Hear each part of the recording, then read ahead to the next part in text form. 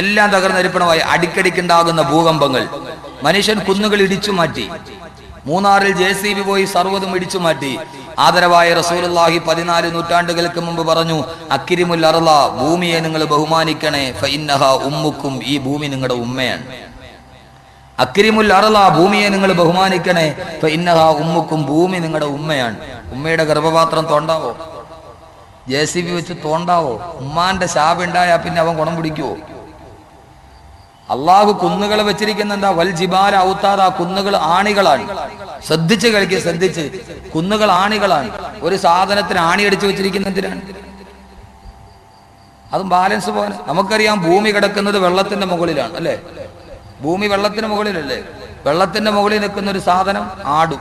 അത് പൊതു നിയമമാണ്. വെള്ളത്തിന്റെ മുകളിൽ നിൽക്കുന്ന ഒരു സാധനം, ഏത് സാധനമാണെങ്കിലും ആടും എന്നുള്ള പൊതു നിയമമാണ്. 7 മണി കഴിഞ്ഞിട്ട് ആടുന്ന കണ്ടിട്ടില്ല ചില ആളുകൾ? വെള്ളത്തിന്റെ മുകളിൽ നിൽക്കുന്നത്. വെള്ളത്തിന്റെ മുകളിൽ നിൽക്കുന്ന സാധനം ഏതാണെങ്കിലും, ഇപ്പൊ ഭൂമിയാണെങ്കിലും ശരി, മനുഷ്യനാണെങ്കിലും ശരി, എന്താ ഈ കള്ളു കുടിക്കണവൻ ആടണ എന്താ? വെള്ളത്തിന്റെ മുകളിൽ നിൽക്കുന്ന സാധനം ആടും. അതൊരു പൊതുവായ നിയമമാണ്. ആ ആണി പറിച്ചു കളഞ്ഞപ്പോ ഭൂമി കലിതുള്ളാൻ തുടങ്ങി, ഭൂകമ്പങ്ങൾ ഉണ്ടായി. മനുഷ്യൻ മുഴുവനും ലോകത്തിലെ ഏറ്റവും വലിയ മനുഷ്യന്റെ പുരോഗതികൾ അവന് തന്നെ വിനയായി. ഇന്ന് ലോകത്തിലെ ഏറ്റവും വലിയ കണ്ടുപിടുത്തതാ മൊബൈൽ ക്യാമറകൾ.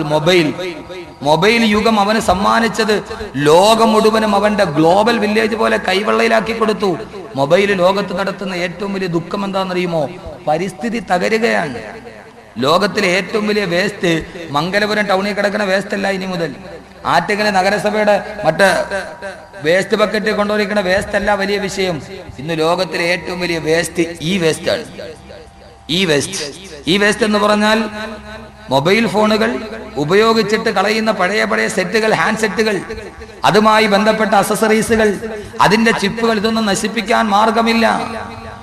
80 ടൺ ഈ വേസ്റ്റാണ് അമേരിക്കയിൽ നിന്ന് കൊച്ചി തുറമുഖത്തിലെത്തിയത്. എല്ലാവന്മാർക്കും വിസർജിക്കാനുള്ളത് കൊച്ചി. അമേരിക്കയിൽ നിന്ന് 80 ടൺ വേസ്റ്റ് കൊച്ചി തുറമുഖത്തെത്തി. കസ്റ്റംസ് അധികൃതർ കണ്ടതുകൊണ്ട് അറബിക്കടലിൽ താത്താൻ വന്ന വേസ്റ്റുകൾ. ശരി, ഞാൻ ആ ഭാഗത്തോട്ടൊന്നും പോകുന്നില്ല. അള്ളാഹു മനസ്സിലാക്കാൻ തൗഫീക്ക് നൽകട്ടെ. അതുകൊണ്ട് ഭൂമിയെ തകിടം മറിക്കരുത്. എന്റെ സഹോദരങ്ങളെ, 1 കനമീറ്റർ മണ്ണ് ഈ ഭൂമിയിൽ ഉണ്ടാകണമെങ്കിൽ 25 വർഷം വേണം. 1 ക്യൂബിക് മീറ്റർ മണ്ണ് ഭൂമിയിൽ പുതുതായിട്ടുണ്ടാകണമെങ്കിൽ എത്ര വർഷം വേണം? 25 വർഷം വേണം. നമ്മൾ എത്രയാ കളയുന്നത്? അപ്പൊ അള്ളാഹു വെച്ച ഒരു ബന്ധം, ആ ബന്ധത്തെ തകിടം മറിച്ചപ്പോൾ മനുഷ്യന് വീട്ടിൽ കിടന്നുറങ്ങാൻ പറ്റാതായി. അള്ളാഹു ലോകത്തിലെ ഏറ്റവും വലിയ ബന്ധം അള്ളാഹു വെച്ചിരിക്കുന്നത് എവിടെയാ? അള്ളാഹു വെച്ച ആകാശവും ഭൂമിയും തമ്മിലുള്ള അവർ രണ്ടുപേരും ഇണകളായിരുന്നു. അവരുടെ ബന്ധം തകർക്കപ്പെട്ടപ്പോ ഈ ലോകം മുഴുവനും തകരാൻ പോകുന്നു എന്ന് പ്രപഞ്ചശാസ്ത്രജ്ഞന്മാര് പറയുമ്പോ, എന്റെ പ്രിയപ്പെട്ട സഹോദരങ്ങളെ, അതേപോലെ അള്ളാഹു ബന്ധിപ്പിച്ചതാണ് ഭാര്യയെയും ഭർത്താവിനെയും. ആ ബന്ധം തകർന്നാൽ കുടുംബം തകരും. ആകാശവും ഭൂമിയും പ്രപഞ്ചത്തിലെ ഇണകളാണ്. അവരുടെ ബന്ധം തകർന്നാൽ, മനസ്സിലാകുന്നുണ്ടോ പറയുന്നത്? അവരുടെ ബന്ധം തകർന്നാൽ ലോകം തകരും. ഒരു കുടുംബത്തിലെ ബന്ധമാണ് ഭാര്യയും ഭർത്താവും തമ്മിൽ.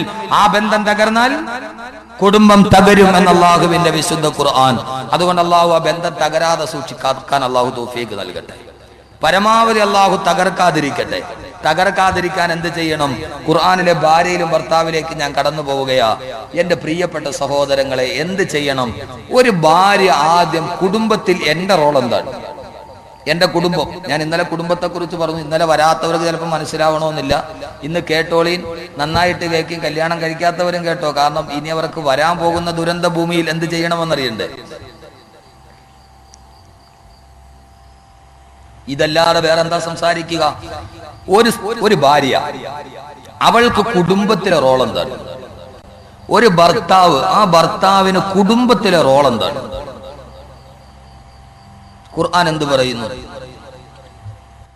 ഒരു ഭാര്യ അവളുടെ ചുമതല മനസ്സിലാക്കിയാൽ, ഒരു ഭർത്താവ് കുടുംബത്തിൽ അവന്റെ ചുമതല മനസ്സിലാക്കിയാൽ, എന്താണ് ചുമതല? ഖുർആൻ തന്നെ പറയട്ടെ. അല്ലാഹുവിന്റെ ഖുർആൻ പറയുകയാണ്, അല്ലാഹുവിന്റെ ഖുർആൻ പറയുകയാണ്, പുരുഷനെന്ന് പറഞ്ഞാൽ രാത്രിയാണ്, പെണ്ണെന്ന് പറഞ്ഞാൽ പകലാണെന്ന് അല്ലാഹുവിന്റെ വിശുദ്ധ ഖുർആൻ. പുരുഷൻ എന്ന് പറഞ്ഞാൽ പകലാണ്, നേരെ തിരിച്ച്. പുരുഷൻ എന്ന് പറഞ്ഞാൽ പകലാണ്, പെണ്ണെന്ന് പറഞ്ഞാൽ രാത്രിയാണെന്ന് വിശുദ്ധ ഖുർആൻ. ഖുർആനിലെ കുടുംബമല്ല നമ്മൾ പറയുന്നത്, ഖുർആനാണ് ഞാൻ പറയുന്നത്. ഒരു പുരുഷൻ ആരാവണം? എന്താ നിങ്ങൾ ഇങ്ങനെ തോടം കളി ഇങ്ങനെയൊക്കെ ഇരിക്കണം? എന്താ പടച്ചോനെ ഇത് കേട്ടിട്ടെങ്കിൽ അവള് നന്നാവും എന്ന് ഓർത്തിട്ടാ? എന്താ ഒരു വിഷാദം? നനസ്നായിട്ട് മനസ്സിലാക്കി സദസ് ഇങ്ങോട്ട് വരും, മനസ്സ് തമ്മിൽ ഒരു അട്രാക്ഷൻ ഉണ്ടാവട്ടെ. പുരുഷൻ എന്ന് പറഞ്ഞാൽ പുരുഷൻ രാത്രിയാ, ബ്ലാക്ക് ആൻഡ് വൈറ്റ് ഒക്കെ അവരാവട്ടെ. പുരുഷൻ എന്ന് പറഞ്ഞാൽ പകൽ, സ്ത്രീ എന്ന് പറഞ്ഞാൽ രാത്രി. ഈ രണ്ടിന്റെ ഈ ചുമതലയാണ് അവർക്ക് ഖുർആൻ. അള്ളാഹു ബോധം നൽകട്ടെ. അള്ളാഹു നമ്മളെ കുറിച്ച്, ഞാൻ ആരാന്നറിഞ്ഞാൽ പിന്നെ എനിക്കറിയാവില്ല ഞാൻ എന്ത് ചെയ്യണമെന്ന്. എന്റെ സഹോദരിമാർ സ്ത്രീകൾ വന്നിട്ടുണ്ടോ? അതൊക്കെ എവിടെയാ? ആഡിറ്റോറിയത്തിന്റെ അകത്താ. അത് തന്നെ കുടുംബത്തിന്റെ തുടക്കം ഒടുക്കോ നടക്കുന്നിടത്ത് തന്നെ കേട്ട്. നമ്മുടെ നാടിന്റെ അടുത്തൊരു കല്യാണം നടന്നു. 12 മണിക്ക് നിക്കാഹ്, 1 മണിക്ക് തലാക്ക്. 12 മണിക്ക് നിക്കാഹ് നടത്തി, 1 മണിക്ക് തലാക്ക് നടത്തി. എന്താ സംഭവം? ചെറുക്കന്റെ വീട്ടുകാർ വന്നപ്പോ അവർക്ക് ഒരാൾ രണ്ടാമത് ചോറ് ചോദിച്ചു. നിന്നവൻ കൊടുത്തില്ല. അവൻ തിരിച്ചു പോയപ്പോ എന്തടേ നമുക്ക് ചോറ് തരൂല്ല എന്നായി ആൾ. എന്തുവാടെ അടങ്ങിയിരുന്നൂടെ എന്നായി പെണ്ണിന്റെ വീട്ടിന്റെ ഭാഗത്തുള്ളവൻ. അവസാനം 2 പേരും കൂടെ അങ്ങ് തുടങ്ങി അടി, അങ്ങ് തുടങ്ങിയിട്ട് അവസാനം 1 മണിക്ക് തലാക്ക്. അവസാനം ചെറുക്കം പിടിച്ചിട്ട് പെണ്ണിന്റെ വാപ്പായെ അടിച്ചു. എന്റെ വാപ്പാനെ അടിച്ചവൻ എനിക്കിനി വേണ്ട, കാരണം ഇന്ന് രാത്രി അവൻ എന്നെ തിരിച്ചടിക്കുമെന്നായി പെണ്ണ്. അവസാനം അത് അവിടെ വെച്ച് തീർന്നു. ഈ അടുത്ത സമയത്ത് പത്രത്തിൽ, ഈ അടുത്ത സമയത്ത് ഇവിടെ എവിടെയോ നടന്നൊരു സംഭവം, ആഡിറ്റോറിയത്തിൽ വെച്ചടി. അതെവിടെയാന്ന് എനിക്ക് അറിഞ്ഞുകൂടെ. സ്ഥലമൊന്നും പറയണ്ട, അതുവഴിയൊക്കെ പോണോ നാളെ രാവിലെ? അതല്ലേ, ഏതായാലും ശരി. അള്ളാഹു മനസ്സിലാക്കാൻ തൗഫീഖ് നൽകട്ടെ. ഖുർആനിലെ കുടുംബം, ഇതിൽ ഖുർആനിൽ അള്ളാഹു പറയുന്നു, ഇത് അള്ളയാണ് പറയുന്നത്, ഞാനല്ല. ഒരു ഭാര്യയുടെ ദൗത്യം ഏതാണ്? ഒരു ഭർത്താവിന്റെ റോൾ ഏതാണ്? ഖുർആൻ. അള്ളാഹുവിന്റെ ഖുർആൻ പറഞ്ഞു ഭാര്യ എന്ന് പറഞ്ഞാൽ രാത്രിയാണ്, ഭർത്താവ് എന്ന് പറഞ്ഞാൽ പകലാണെന്ന് വിശുദ്ധ ഖുർആൻ. അള്ളാഹുവാണ് സഹോദരങ്ങളെ നമുക്ക് ഈ ചുമതല നൽകിയത്. കേൾക്കുക, അള്ളാഹിന്റെ ഖുർആനല്ലയോ? വല്ലൈലി ഇദാ യഗ്ശാ വന്നഹാരി ഇദാ തജല്ലാ വമാ ഖലഖൽ ദകറ വൽഉൻസാ. എത്രയോ പ്രാവശ്യം നമ്മൾ ഓതുന്ന സൂറത്താണ്, എത്ര പ്രാവശ്യം നമ്മൾ കേട്ട സൂറത്താണ്. എപ്പോഴെങ്കിലും നിങ്ങൾ കേട്ടിട്ടുണ്ടോ? നമസ്കാരത്തിന്, ജമാഅത്ത് നമസ്കാരത്തിൽ നിൽക്കുമ്പോൾ ഖത്തീബ് ഓതാറില്ലേ? ആ സമയത്ത് കൈകെട്ടുമ്പോൾ ഓർക്കാറുണ്ടോ? അല്ലാഹുവേ, എന്റെയും എന്റെ ഭാര്യയെയും കുറിച്ച് പറയുന്ന ആയത്താണെന്ന് അല്ലാഹു പറയുകയാണ്. വല്ലൈലി ഇദാ യഗ്ശാ, ഇരുൾ മുട്ടിക്കിടക്കുന്ന രാത്രിയെ തന്നെയാണ് സത്യം. വന്നഹാരി ഇദാ തജല്ലാ, പ്രകാശം പരക്കുന്ന പകലിനെ തന്നെയാണ് സത്യം. ഇരുൾ മുട്ടിയ രാത്രി തന്നെയാണ് സത്യം. പ്രകാശം പരന്നു നിൽക്കുന്ന പകലിനെ തന്നെയാണ് സത്യം. ശ്രദ്ധിച്ചു കേൾക്കണേ. രാത്രിയെയും പകലിനെയും പറഞ്ഞിട്ട് അല്ലാഹു പിന്നെ പറയുന്നത് എന്താ? വമാ ഖലഖൽ ദകറ വൽഉൻസാ, ആണിനെയും പെണ്ണിനെയും സൃഷ്ടിച്ച അല്ലാഹുവിനെ തന്നെയാണ് സത്യം. സുബ്ഹാനല്ലാഹ്. ഈ സൂറത്ത് എത്ര പ്രാവശ്യം കേൾക്കാറുണ്ട്? നിൽക്കുന്നവർക്കൊക്കെ ഇരിക്കാൻ സീറ്റുണ്ട്, കസേരയുണ്ട്. ഉള്ള കസേരയൊക്കെ ആ ഫ്രണ്ട് ബോക്സ് ഇരുത്തിയാൽ ചിലപ്പോ കുറച്ച് കസേരയൊക്കെ അങ്ങ് ബാക്കിലോട്ട് ഇട്ട് കൊടുക്കും. ഷൈജു ഒന്ന് കൊടുക്കും. ഇവിടെ ഈ ബോക്സിന്റെ അവിടെ ഇരിക്കാൻ പറ്റൂല, അവരൊക്കെ ഇരിക്കട്ടെ. നിങ്ങൾ അവിടെയൊക്കെ സൗകര്യം ഉള്ളതുപോലെ ഇരുന്നാൽ മതി, നിർബന്ധമൊന്നുമില്ല. സദസ്സിൽ തന്നെ ഇരുന്ന് ചില ആളുകൾക്ക് ധൃതി ഉണ്ടാവും, അവർ ശബ്ദം കേട്ട് വന്നവരായിരിക്കും. പരമാവധി കേൾക്കുന്നത് ഇരുന്ന് കേൾക്കും. ആ ഭിത്തി ചാരിക്കുന്നവർക്കൊക്കെ കൊടുക്കും. അവരൊക്കെ ഇരിക്കട്ടെ, സൗകര്യമുള്ളതുപോലെ ഇരിക്കും.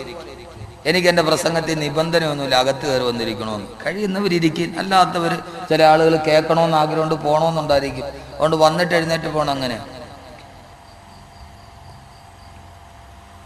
സുബ്ഹാനല്ലാഹ്. ഇവിടെ കേക്കി വല്ലയില് ഇതാ യഗ്ശാ ഓതാത്ത ആളുകളുണ്ടോ? പക്ഷെ ഇത് കുടുംബമാണെന്ന് ഓർത്തിട്ടുണ്ട് ആരേലും? എന്താ ഭാര്യയുടെ ദൗത്യം? എന്താ അല്ലാഹു പറയാൻ കാരണം എന്താ? വല്ലയില് രാത്രിയെ പറഞ്ഞു, വന്നഹാരി പകലിനെ പറഞ്ഞു. അതിനുശേഷം അല്ലാഹു പറയുകയാണ്, വമാ ഖലഖൽ ദകറ വൽഉൻസാ, ആണിനെയും പെണ്ണിനെയും സൃഷ്ടിച്ച അല്ലാഹനെ തന്നെയാണ് സത്യം എന്ന് പറഞ്ഞാൽ അതിന്റെ അർത്ഥം എന്താ? അല്ലാഹുവിന്റെ ഖുർആൻ പറഞ്ഞു പെണ്ണെന്ന് പറഞ്ഞാൽ രാത്രിയാണ്, പുരുഷനാണോ പകലാണ് എന്ന് പറഞ്ഞാൽ നമുക്കറിയാമല്ലോ. പകൽ സമയമാകുമ്പോ സൂര്യന്റെ വല്ലാതെ ചൂടേറ്റിട്ട് ഭൂമി വല്ലാതെ ചുട്ടുപൊള്ളി കിടക്കുകയാണ്. ഖുർആനിലെ ഭാര്യയും ഭർത്താവും ഇവിടെ നിന്ന് നമുക്ക് തുടങ്ങാം. അല്ലാഹു നമുക്ക് മനസ്സിന് ചിന്ത നൽകുമാറാകട്ടെ. നട്ടുച്ച നേരത്ത് ചുട്ടുപൊള്ളി കിടക്കുകയാണ് ഭൂമി സൂര്യന്റെ ചൂട് കാരണത്താൽ. വൈകുന്നേരം വരെ ഭൂമി വല്ലാതെ തിളച്ചു മറിയുമ്പോ ആ ഭൂമിക്കൊരൽപ്പം തണുപ്പ് കൊടുക്കാനല്ലയോ രാത്രി കടന്നു വരുന്നത്. ഈ സൂര്യൻ അസ്തമിക്കുകയാണ്, ചന്ദ്രൻ ഉദിക്കുകയാണ്, ഭൂമിക്ക് തണുപ്പ് വരികയാണ്. രാവിലെ മുതൽ വൈകുന്നേരം വരെ കത്തിച്ചൊരിക്കുന്ന സൂര്യന്റെ താഴെ ഭൂമി ചുട്ടുപൊള്ളി കിടക്കുമ്പോ ആ സമയത്ത് ഭൂമിക്കൊരൽപ്പം തണുപ്പ് കിട്ടുന്നത് എപ്പോഴാ? രാത്രി വരുന്നത് അതിനു വേണ്ടിയല്ലയോ ഭൂമിക്ക് തണുപ്പ് കൊടുക്കുവാൻ. അല്ലാഹുവിന്റെ ഖുർആൻ പറഞ്ഞു പുരുഷൻ എന്ന് പറഞ്ഞാൽ പകലാണ്. രാവിലെ മുതൽ വൈകുന്നേരം വരെ കമ്പോളത്തിലോ കച്ചവടത്തിലോ പോയി അവൻ തന്റെ ജീവിതത്തിന്റെ രണ്ടറ്റം തമ്മിൽ കൂട്ടുമുട്ടിക്കാൻ വേണ്ടി പാടുപെട്ട് കച്ചവടത്തിൽ 1000 പ്രശ്നങ്ങളുമായി, അവന്റെ നിത്യജീവിതത്തിന്റെ 1000 പൊള്ളുന്ന പ്രശ്നങ്ങളുമായി രാവിലെ ഇറങ്ങിപ്പോകുന്ന ഭർത്താവ് സന്ധ്യയാകുമ്പോൾ വീട്ടിലോട്ട് കയറി വരുമ്പോ ഭൂമിയേക്കാൾ ചൂട് അവന്റെ മനസ്സിനാണ്. ഭൂമിയേക്കാൾ ചുട്ടുകൊള്ളുന്ന മനസ്സുമായി 1000 പ്രയാസങ്ങളുമായി ചുട്ടുകൊള്ളുന്ന പകലിനെ പോലെയുള്ള മനസ്സുമായി സന്ധ്യക്ക് വീട്ടിലോട്ട് കയറി വരുമ്പോ ആ ചുട്ടുകൊള്ളുന്ന മനസ്സുമായി കയറി വരുന്ന ഭർത്താവിന്റെ ചുട്ടുകൊള്ളുന്ന മനസ്സിലേക്ക് തണുപ്പ് നൽകേണ്ട.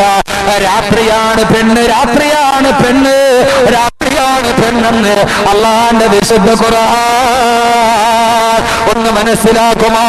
മംഗലപുരത്തിവിടെ തടിച്ചുകൂടിയ എന്റെ പ്രിയപ്പെട്ട സഹോദരിമാരെ ഒന്നറിയുമോ? ഏതോ ഒരു സുന്ദരമായ നിമിഷത്ത് എവിടെയോ വെച്ച് ജീവിതത്തിൽ ഒരുവന്റെ കൈപിടിച്ചു വരുമ്പോ നീ കയറുന്നതോടെ അവന്റെ കുടുംബത്തിന്റെ ബന്ധങ്ങൾ പൊട്ടിയോ, അവന്റെ മാതാപിതാക്കൾ പുറത്തിറങ്ങിയോ, അവന്റെ സഹോദരങ്ങളുമായുള്ള ബന്ധം പൊട്ടിപ്പോയോ, നിന്റെ ഭർത്താവിന് നീ കണ്ണുനീര് നൽകുന്നു പെണ്ണേ. അല്ലാഹുവിന്റെ ഖുർആൻ പറയുകയാണ് ചുട്ടുപൊള്ളുന്ന പകല് പോലെ സന്ധ്യക്ക് തന്റെ ഭർത്താവ് വീട്ടിലോട്ട് വരുമ്പോ ആ സമയത്ത് തന്റെ ഭർത്താവിന്റെ മനസ്സിലേക്ക് രാത്രിയെ പോലെ കുളിര് നൽകേണ്ട പ്രപഞ്ചത്തിന്റെ സ്നിഗ്ധലയ താളമാണ് പെണ്ണ് എന്ന് അല്ലാഹുവിന്റെ വിശുദ്ധ ഖുർആൻ. അല്ലാഹു നമ്മുടെ ഭാര്യമാരെ അങ്ങനെ ആക്കട്ടെ. നമ്മുടെ മനസ്സിന് തണുപ്പ് നൽകുന്ന ചുട്ടുപൊള്ളുന്ന മനസ്സാണ് പുരുഷന്റെ മനസ്സ്. രാവിലെ മുതൽ വൈകുന്നേരം വരെ കടത്തെ കുറിച്ചുള്ള ചിന്ത, ആവശ്യങ്ങളെ കുറിച്ചുള്ള ചിന്ത, രോഗത്തെ കുറിച്ചുള്ള ചിന്ത. ഒരു പുരുഷൻ വല്ലാത്തവനാണ്. സഹോദരിമാരെ ഞാൻ ഏകപക്ഷീയമായി സംസാരിക്കുകയല്ല. സമയം പോലെ നിങ്ങളുടെ ഭാഗത്തേക്ക് ഞാൻ കടന്നു വരികയാണ്. പുരുഷന്റെ ജീവിതം വല്ലാത്ത ഘട്ടമാണ്. ആരും അറിയാതെ അല്ലാഹുവേ ലക്ഷക്കണക്കിന് രൂപ കടമാണ്. ബാങ്കിൽ നിന്ന് ജപ്തിയുടെ നോട്ടീസ് വരികയാണ്. എന്റെ ഭാര്യയോട് പറഞ്ഞാൽ അവൾക്ക് താങ്ങാൻ കഴിഞ്ഞില്ലെങ്കിലോ 1000 ദുഃഖങ്ങളുമായി ചുട്ടുകൊള്ളുന്ന മനസ്സുമായി പുരുഷൻ നടക്കുകയാണ്. അവന് കടയിലിരുന്നാൽ സമാധാനമില്ല. ആത്മഹത്യ ചെയ്യാത്തത് ഉസ്താദേ ഈമാൻ പോകുമല്ലോ എന്നോർത്തിട്ടാണെന്ന് പറഞ്ഞ് എന്റെ കയ്യിൽ പിടിച്ച് പൊട്ടിക്കരഞ്ഞു പോയ ആളുകളുണ്ട്. സഹോദരങ്ങളെ, കഴിഞ്ഞ റമദാനിൽ 27-ാം രാവിലെ നിൽക്കുമ്പോ തിരുവനന്തപുരം സെൻട്രൽ ജുമാ മസ്ജിദിൽ എന്റെ കയ്യിൽ പിടിച്ച് എന്റെ റൂമിൽ വന്ന് പൊട്ടിക്കരഞ്ഞ ഒരു മനുഷ്യനെ ഞാൻ ഇതേവരെ കണ്ണിൽ നിന്ന് മറന്നിട്ടില്ല. കണ്ടാൽ ഒരു കുഴപ്പവുമില്ല. അവിടുത്തെ കോടീശ്വരനായിട്ടാണ് അറിയപ്പെടുക.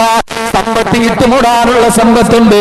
അയാളുടെ മനസ്സിന്റെ നൊമ്പരങ്ങൾ ഈ വിനീതന്റെ കൈപിടിച്ചു പറഞ്ഞപ്പോ കുറെ കഴിഞ്ഞപ്പോൾ ഞാൻ കൈവിരൽ നോക്കുമ്പോ എന്റെ കൈവിരലിലൂടെ ജലത്തുള്ളികൾ ഒഴുകുകയാണ്. അത് എന്റെ കൈവിരൽ വന്ന ജലത്തുള്ളിയല്ല, ആ മനുഷ്യന്റെ കണ്ണിൽ നിന്ന് ഉതിർന്നു വീണ കണ്ണുനീർ തുള്ളിയാണ്. തന്റെ ഭാര്യയുടെ 1000 പരാതി പറഞ്ഞ് പോറ്റുപറത്തിയ മക്കളുടെ കഥ പറഞ്ഞിട്ട് ആ മനുഷ്യന്റെ കണ്ണുനീര് കൈവിരലോട്ട് താഴോട്ട് ഉയരുമ്പോ പുരുഷന്റെ ജീവിതം കഷ്ടപ്പാടാണ്.